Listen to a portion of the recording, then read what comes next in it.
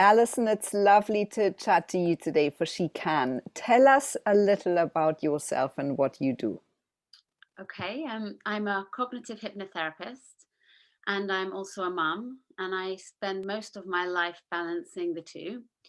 I love my job. I love the flexibility within cognitive hypnotherapy.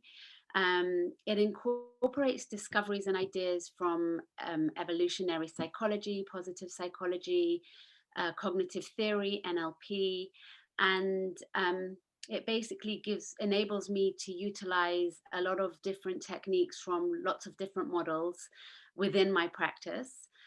So I might include things like CBT or Gestalt, within the therapy. But there's just a huge range of techniques that I can use. And I think that's really important because everyone's different. And so depending on the client who comes in, I'll choose the the right the right type of treatment for them to suit their individual needs. So That that sounds amazing, Alison. I Cognitive hypnotherapy. I would love to understand your journey. How did you get to being a therapist, a cognitive hypnotherapist? What is that journey? um well, I've always been interested in the mind, um, how powerful it is, and how connected the mind and body are. And from when I was young, from some personal experiences, understood just how powerful. For example, one of the things that had the biggest impact on me is when my aunt was diagnosed with terminal cancer, and she was told she only had a few months to live, but she was a fighter and she wanted to live and she didn't want to give up. And her she was an inspiration because her will to fight the cancer and to keep going and not to give up.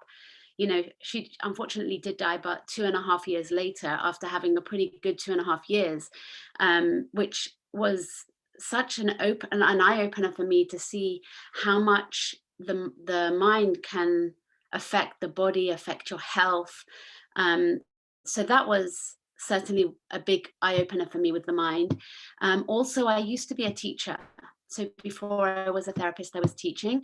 And one of the things that I was always, um, that was always apparent is when the children believed in themselves and they thought they could do well and they thought they were capable of doing the work, they achieved so much higher. And when they thought that they weren't good enough and they couldn't do the work, and they had their you know a low self-esteem, it really impacted on their grades.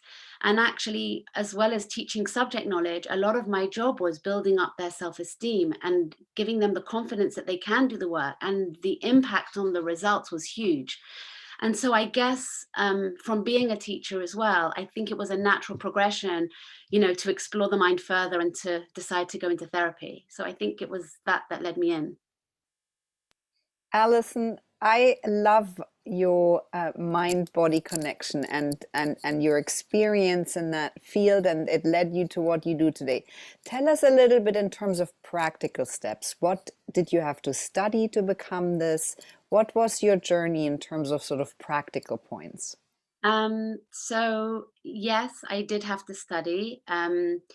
After 13 years of teaching, I decided it was time for a change, and I did. I went back to studying, um, which was, a strange thing to do later on in life. But I just think there's never a wrong time. If you want to do something, go for it. And I studied to be a therapist. I did a diploma in cognitive hypnotherapy, and then and then I also did NLP and became a master practitioner in NLP. And yeah, so now I'm practicing. Amazing. So, tell us what motivates you, Alison, doing this therapy for people. What are the amazing results you see? It sounds like such a broad spectrum of tools that you have at hand. Tell us a little bit the motivation behind that? I think just wanting to make a difference, wanting to help people. On a personal level, well, to get through life in a positive way, I hold on to the belief that everything happens for a reason and that challenges help us grow. So I think it's only when things like, well, if life was easy, I don't think we'd aspire to be anything better. So actually, it's only when things go wrong and then we have to adapt or learn from it, that makes us change as people and grow as people. And actually, it's then when things are going well that we really appreciate the good things because we've been through those challenging times. So I guess I always, like, my challenges have enabled me to grow, and I try to think of them um, as positive things, you know. So, you know, if it wasn't, you know, they've helped me to better myself.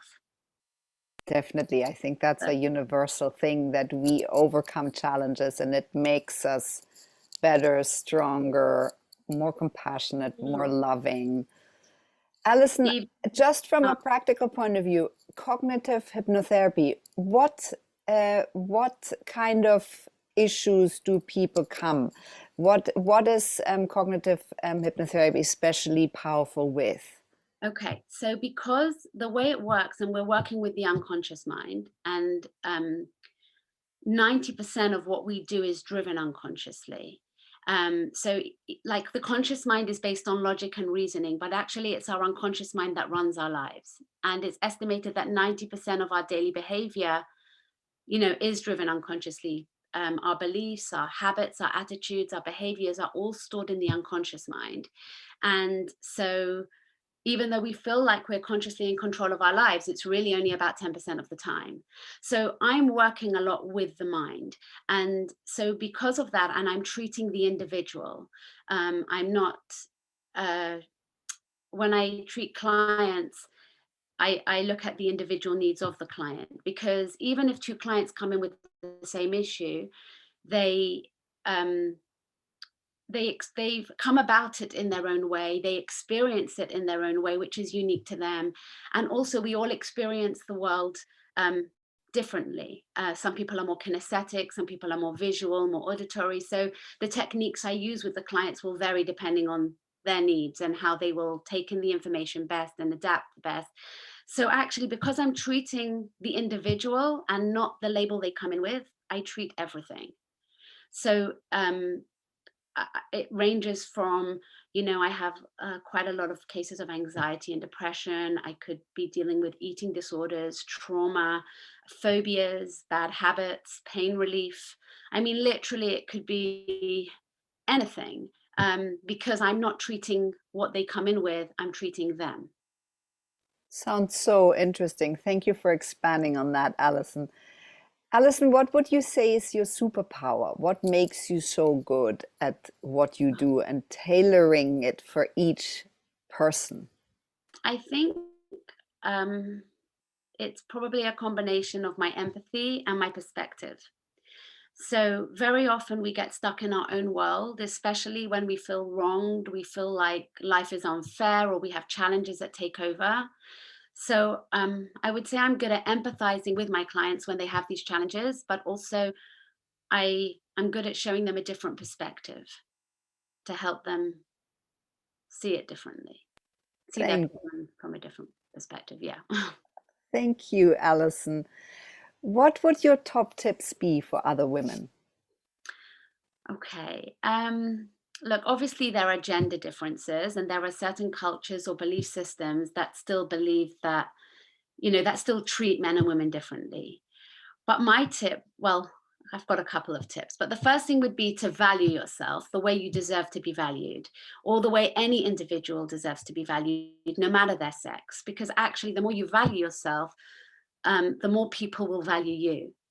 And also, when you value yourself, like, I just think that everyone's got things that their strengths, everyone's got things they're good at, things that they, you know, no one's perfect, there is no perfection out there. So what one person's perfection is not for another's, you know. So it's just a case of finding your strengths, your good qualities and really valuing yourself, because when you value yourself, you've also got more chance of inviting in what it is you want from life. So that's the first thing. The other thing I would say is that our lives are always changing. It's never too late to make changes. I see every day as a new day, a fresh start. There are infinite possibilities. If you want something, you should just go for it. Like I said, I changed career late in life. And it isn't just about careers. It can be anything you want to change, maybe to break a habit, to find new friends, to start a new hobby, start a new relationship. It doesn't matter what it is you want to change. Any difference you want to make in your life, it's never too late. You can do it at any age. I love that every day brings an infinite opportunities. That's great.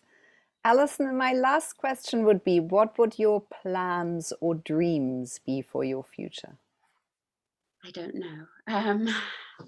I love what I do now. I want to keep expanding my knowledge, and bring in lots of new different techniques into my practice. So I'm constantly learning, but not just in terms of going on courses and things. I'm also learning every day. Like all my life experiences learning. I'm learning from my clients and their experiences. My kids have made me change so much over the years. I've grown so much with them, learning from friends, meeting new people. So I guess I just love what I'm doing. I think for now, I'm living in the moment. For the future, I will keep an open mind that anything can happen, and I'm just going to see where life takes me. I love that, Alison. Thank you so much for sharing that. I love that you keep expanding, keep learning, and we need many more people like you. Thank you so much for talking to us. Thank you for having me here.